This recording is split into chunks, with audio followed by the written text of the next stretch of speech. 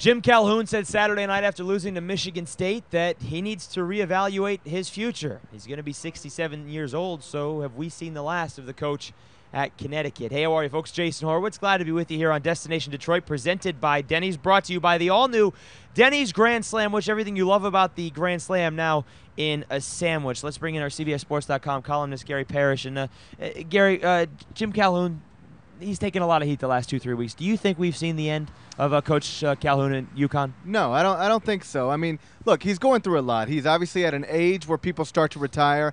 Clearly not as healthy as maybe you'd like to be. He's fought some battles, cancer most notably. But more than anything, the guy's stubborn. And you saw that when he went after the reporter at after the UConn game earlier this season. He's a stubborn individual, and I don't think he wants to feel like he was forced out. If he has to walk away because of his health, then maybe he walks away. But I don't think he runs from this scandal because it's completely out of character. The guy's ridiculously stubborn. I think he's going to hang around because he'd like to go out with something hanging over his head other than this. But Gary, I mean, he's going to have to start over. You lose Adrian. You most likely lose the beat. You lose Price. You probably lose Robinson. And maybe these NCAA recruiting violations, and maybe you lose scholarships.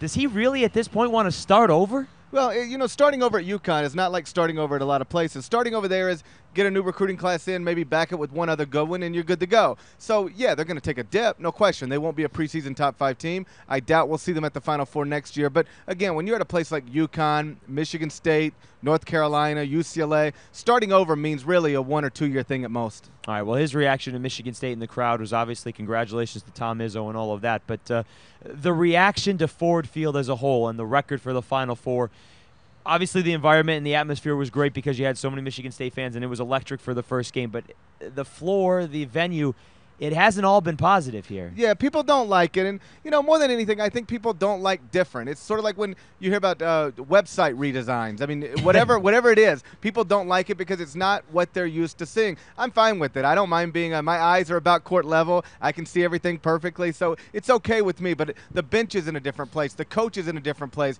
You can't necessarily walk down the bench and talk to guys eye to eye or kneel down to them. So it's just a lot of different things with the court. But all in all, it's still the same size. They still got rims on each end.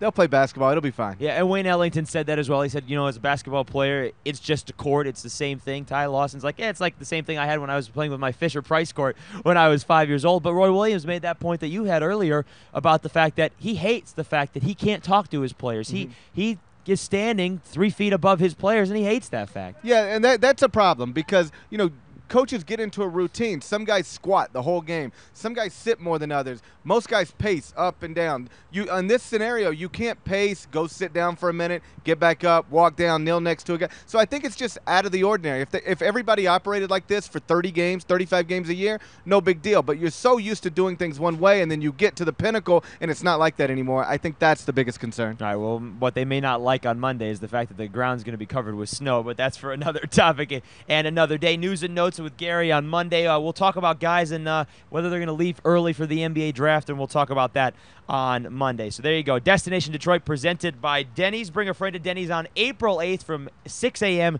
to 2 p.m. and get a free Grand Sandwich when you buy a Grand Slam. For Gary Parrish, I'm Jason Horowitz. Check out the rest of the videos here on Destination Detroit. Take care, folks.